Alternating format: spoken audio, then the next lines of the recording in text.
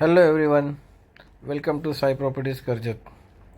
आज हम आपके लिए लेके आए हैं जहाँ पे आप आपके सपनों का फार्म हाउस बना सकते हैं। ऐसी ज़मीन, यहाँ से आपको mountain, waterfall, forest and fog का व्यू मिलेगा।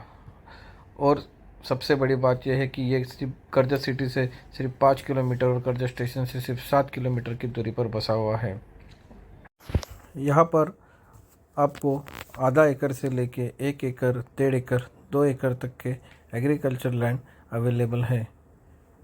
आजू बाजू में सब farm houses, resort, agro tourism projects, bungalow projects बसे हुए हैं।